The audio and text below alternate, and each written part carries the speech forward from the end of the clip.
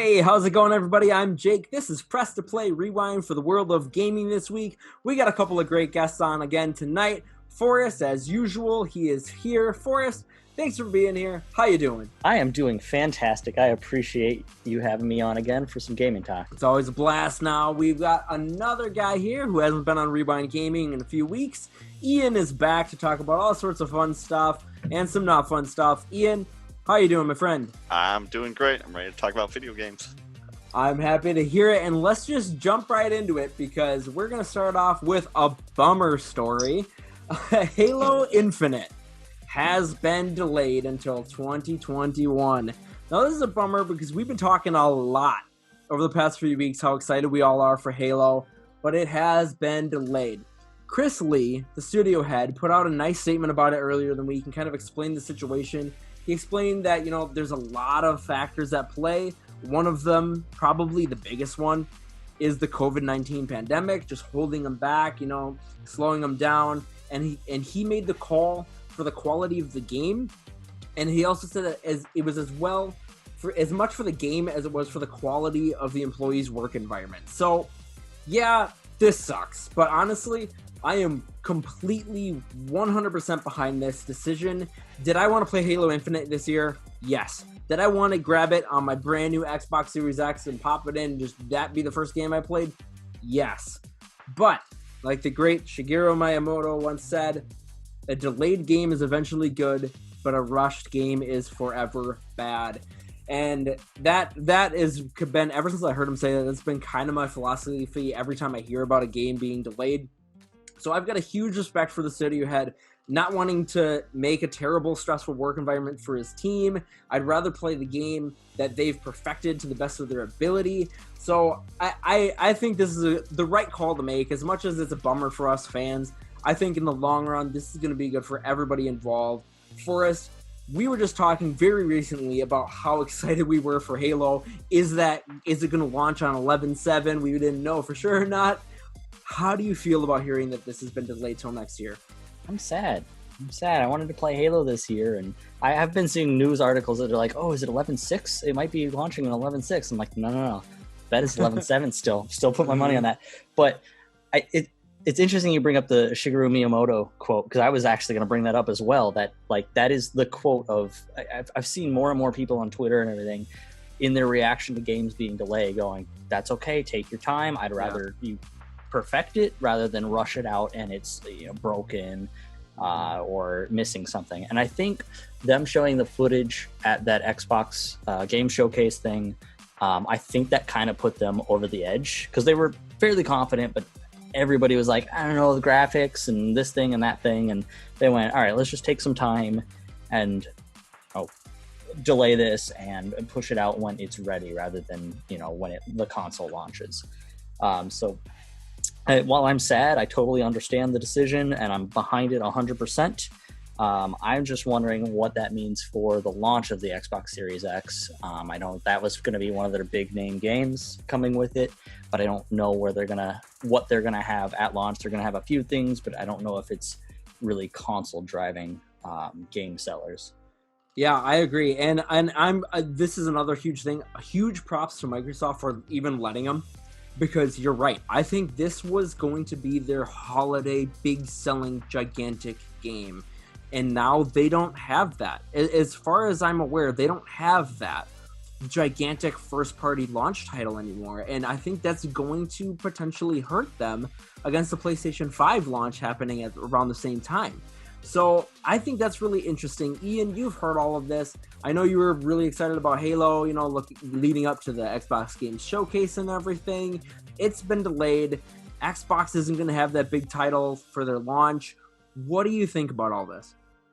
Yeah, I kind of expected it to be delayed because it took them forever to put out anything other than just a teaser. And, the gameplay looked pretty good. It looks fun. But I agree with that quote where, if you rush a game, it's going to be bad. You can look at any one of those Assassin's Creed games where it's just unplayable at launch. Yeah. Unity looking at you. Yeah. Yeah, that was rough. so bad. But yeah, I'm okay with it. Xbox is definitely going to take a hit. People are going to go with PS5 first now. Because they really don't have anything other than Halo to be excited about. Yeah, I mean, they've got a lot of stuff, I think, coming out, but nothing as big as Halo. Like, there's nothing, like, gigantic like that's going to be coming out this year, I don't think.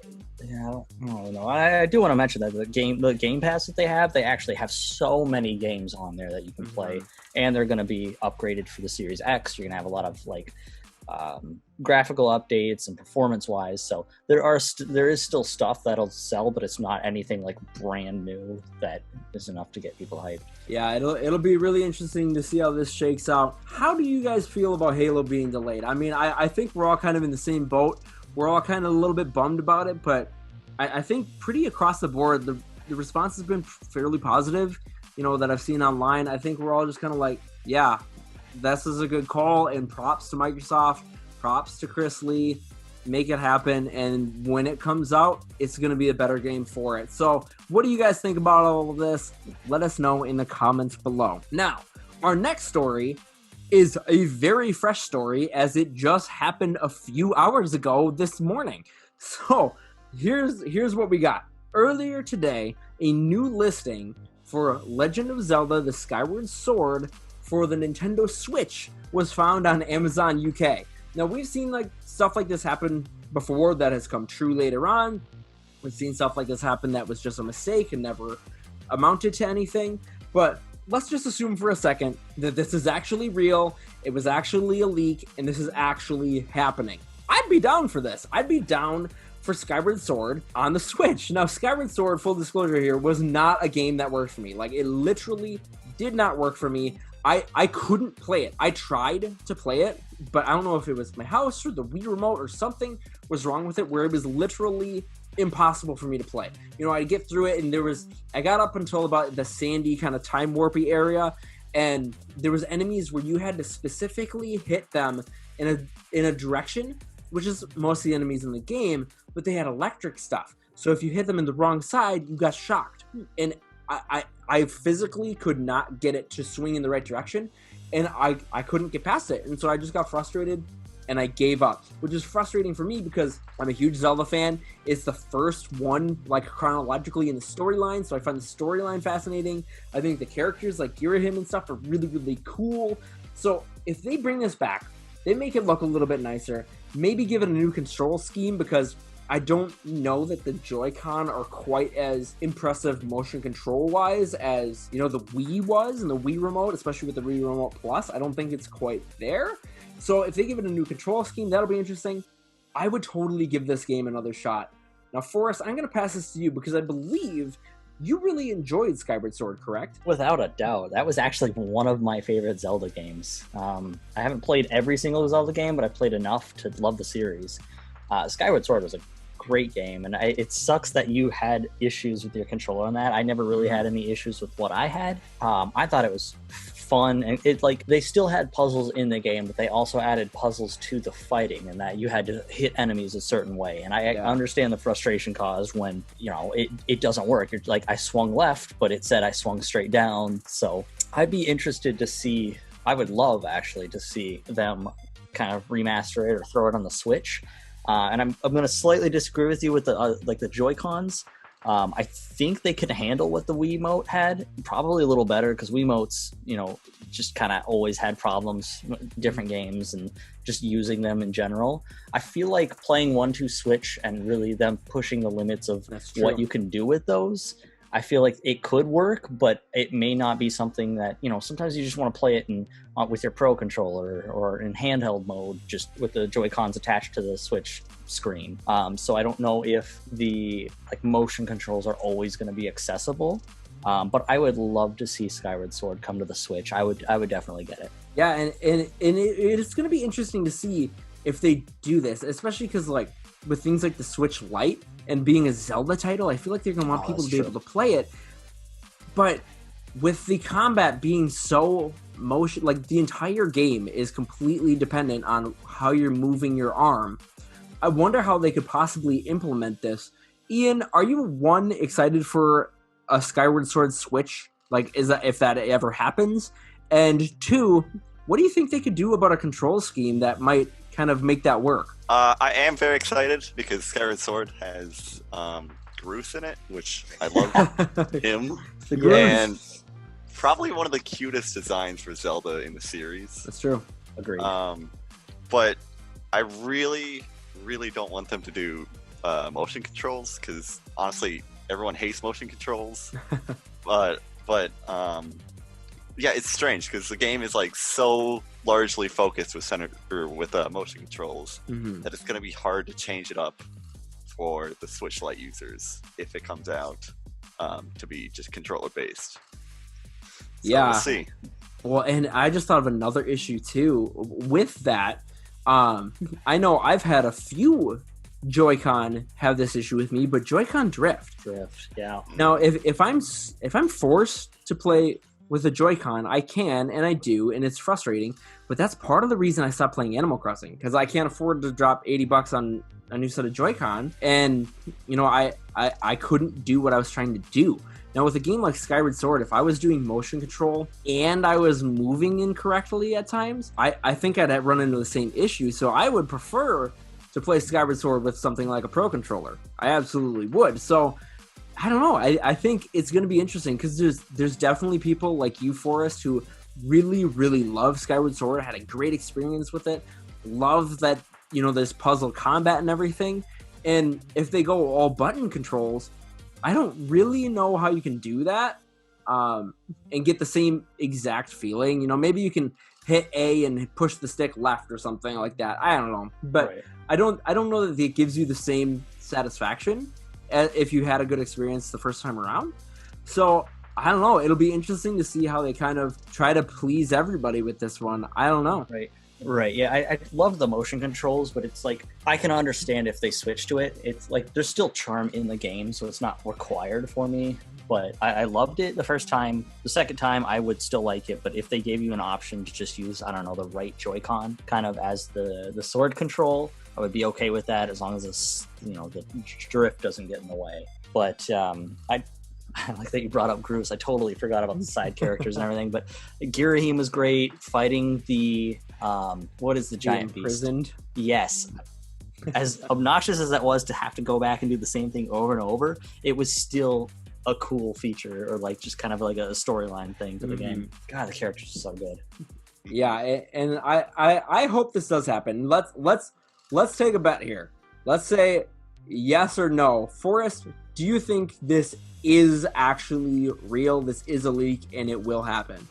I do, because I think Amazon, a lot of the times that's when they kind of leak stuff, that usually comes to fruition. So I am putting my money in on yes, this will happen. All right, Ian, how about you? If this gets revealed in a couple months, where are you going to be standing on the prediction side? I'm going to say it is real, and if it's not, I really want it to be. So, yeah. Yeah, I'm with you guys. I do actually think this is probably legit. You know, we've heard about a remake for this game and rumors and stuff for a really long time, and it's the only major 3D Zelda game that hasn't been remade in any capacity. You know, we've got Ocarina of Time and Majora's Mask on 3DS. We've got Wind Waker HD. We got Twilight Princess HD. You know, Breath of the Wild, we don't need an HD remake right now, but it's kind of the last one. Yeah, we got the second one. So it's kind of the last one, and I think it makes sense. You know, if they reveal this in a couple of months, it might be that sort of good Zelda fix while they're still working on Breath of the Wild 2. So we all think this is going to happen. And if and when it gets revealed, it's going to get revealed tomorrow. Watch for us. Yeah, no kidding. So we'll see. I think it'd be really cool. Skyward Sword may be coming to the Switch. Would you guys all check it out if it did? Do you think it is going to happen? Let us know what you think about this story in the comments below. Now, we're moving on to something real crazy that's going on in the gaming world right now. Obviously, not everybody loves this game. I personally do. But Fortnite is one of, if not the biggest game in the world right now. Everybody knows what Fortnite is. Even if you don't play it, you are aware of Fortnite. It is a massive powerhouse of a title. Everything is trying to get Battle Royale games now because of how successful Fortnite was. That is a massive, massive property, right? And we have something crazy Fortnite has officially been banned from the Apple App Store and the Google Play Store, and Epic has filed a lawsuit against both of them. So there is a lot to this story, like a lot. And I had just done as much research as I can because I didn't want to read you articles because that's boring. But I've done as much research as I possibly could to try to boil it down as simply as I can for you. So let's get into it.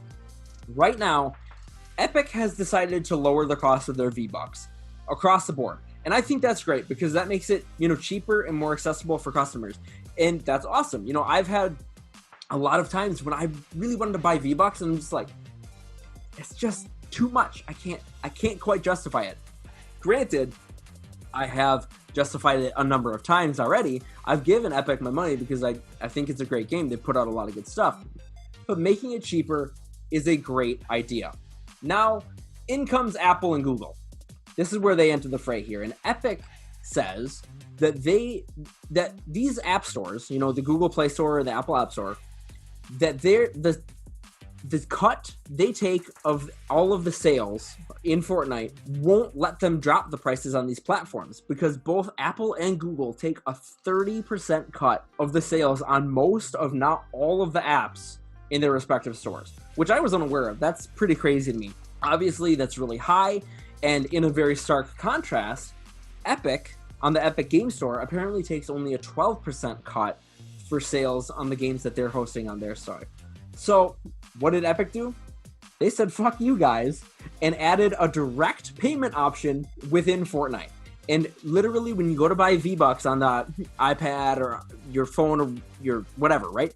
It gives you an option that says, purchase from Apple, $9.99. And right under that, it says, purchase from Epic directly, $7.99. Now, that pissed everybody off. And this went against these stores' policies and their terms of service, and now Fortnite has just been banned from both stores. Now, Apple was the first one to pull the trigger on banning Fortnite and released a statement pretty quickly after this all happened that I just like to read this part at length because I think it's important. So, Tim Cook over at Apple, their response was, today, Epic Games took the unfortunate step of violating the App Store guidelines that are applied equally to every developer and designed to keep the store safe for our users. As a result, their Fortnite app has been removed from the store. Epic enabled a feature in its app which was not reviewed or approved by Apple, and they did so with the express intent of violating the App Store guidelines regarding in-app payments that apply to every developer who sells digital goods or services. Epic has had apps on the App Store for a decade and have benefited from the App Store ecosystem, including its tools, testing, and distribution that Apple provides to all its developers. Epic agreed to the App Store terms and guidelines freely, and we're glad they've built such a successful business on the App Store, and the fact that their business interests now lead them to push for a special arraignment does not change the fact that these guidelines create a level playing field for all of our developers and make the store safe for all of our users. We're going to continue to make every effort to work with Epic to resolve these violations so they can return Fortnite to the App Store. So I have yet to see a response from Google on any of this, but I'd imagine they're in a pretty similar situation to Apple. From the store's perspective, they're providing development tools, safe and secure payments, and trying to keep just a general consistency and keep everybody happy within their thousands and thousands and hundreds of thousands of apps that they have in the store. Epic is trying to basically get that stuff for free-ish, or at least for less, while at the same time going directly against the security policies that they know about. So I kind of get why it got removed, but Epic still says, no way, you charge too much. And I totally get that too. They charge 12% on their store, and they probably offer the same kinds of services. And they feel like Apple and Google is taking too much. 30% is ridiculous. So here's where it gets really crazy. And I know I'm talking a lot here, but this is the part that I was like, whoa, their Epic is taking shots. After Fortnite was removed from Apple's App Store, Fortnite took the hugest shot at Apple, and I was just totally blown away. Now, I don't know if you guys have seen this 1984 ad, but this is one of the original Mac ads from way back in the day, one of the most famous ads of all time. It was this ad kind of referencing the book 1984, and it was just revolutionary at the time. It took a lot of convincing to get Apple's execs to even get it on the air, and then it became extremely popular, and it's looked back on as one of the most successful, most influential ads of all time. What did Fortnite do? Within like an hour and a half after Apple made their statement, they remade that ad shot by shot, timed almost to perfection, remade it with all the Fortnite characters, and threw it all back in Apple's face. The evil corporate guy on the screen was even an Apple, and I'll put this on the screen for you guys, side by side or something, so you can see how crazy this is. They filed a lawsuit against them and started the hashtag Free Fortnite campaign on social. They play this when you boot up Fortnite. I booted up Fortnite to see what happened. The first thing they came up was this remade ad against Apple, saying that Apple they're going against Apple's tyranny, basically. This is wild. I'll stop on my little rampage here. I don't know what side I'm on. Part of me thinks Fortnite's right. Part of me thinks Apple and the Google stores have their valid points. So I don't really know how to feel about it. Forrest, make sense of all of this for us. You've heard it. How do you feel about all of this craziness that's going on with Fortnite? I'll try to get some sense out of this. First off, I think that ad was perfect satire. Just taking what they established themselves and going, oh, well, we're just going to turn it against you and show you what you've become as a company. Just the deepest dig. I love it. And I agree with them. A lot of 2020, what's happening now out in the world, it feels like 1984. So the fact that they're jabbing back at them with that, I love it. So it's kind of, I get that the Google Play Store and like the Apple App Store, those are the only places that you can host apps, like safely, legally, whatever. So the fact that they kind of have a monopoly on that, and so it's kind of unfair for apps if they don't agree with those terms. They can't really get their app out there. And they do take a 30% cut on the sales. And I think a lot of this stems from what they claim is that they can't verify that purchasing directly through the app is safe. And I think that's what violates the terms and conditions of whatever. It feels like that they're trying to push for that, but really it comes down to we're not getting money out of this and we don't like it, whereas they get money from everywhere else. So I'm more on the Fortnite side on this. While I think companies should be able to host whatever they want to on their apps and allow things and not allow things, I think this is a lot of greed with this. I enjoy Fortnite to an extent. It is a fun game to play. I don't often spend money on it, but I think it's a great service that they provide and they put the game. So occasionally, if I'm feeling up for it and there's a cool skin, I'll go for it. So yeah, them saying that it's safe for users just feels like that's their kind of cover for the whole thing. So I am curious to see where this leads, but I think the lawsuit is definitely this is gonna take forever. It's gonna go through so many courts and it's gonna go real high up. And I think this is going to be a huge, if they're successful with it and win this lawsuit, I think it's going to make a huge change for the app industry. Yeah, I agree. And you're right. It should not be lost on any of us that this is a pissing match between multi-billion-dollar companies. At the end of the day, this is a money thing. On Apple and Google side, it's a money thing. And I would be willing to bet, as noble as Epic and Fortnite seem, I bet you there was some sort of strategy there that's saying, if we lower our costs, we're going to get more sales in the long run. Basic economics. You meet the median price there. It's it's been so long. I'm an economics minor. I can't remember. But yeah, basically, if you charge too much, nobody's going to buy it. If you charge too little, it's going to be bought too much. So I think them lowering the price to a point where they can get the direct profits, it's also a greedy move. But the fact that a company that there is hosting their app going, no, we don't like that, you're gone now, I think that tells everything. Yeah, and I want your thoughts on this in a second, but I want to say I do think you brought up a good point. These are the only two spots. All Android tablets go through the Google Play Store. All Apple iOS devices go through the Apple App Store. That's it. There's nothing else. But they're trying to provide these tools and stuff, and those audiences are millions and millions of people. And I think that's why Fortnite is trying to fight so hard for this. And that's probably why Apple's trying to fight so hard for this and Google's trying to fight so hard for this, because they all make money. I do think that I know, I don't know about Google, but I know Apple is always talking about they're very, very trying to be secure. They've got all these security measures in place. They try to really push that. And I think if Apple or Google made any sort of concessions or special arrangement with Epic, I wonder if they're worried about setting a dangerous precedent there where all of a sudden every other app is like, well, what about us? You know, and I wonder if that's where they're just drawing the line, because I think they know even at 12%, they're probably going to make a ton of money off of Fortnite being on their platform. But I think if that goes across thousands of apps, maybe that's a big deal. Ian, we're passing it to you. Forrest and I have been going back and forth on all this craziness. What do you make of all this?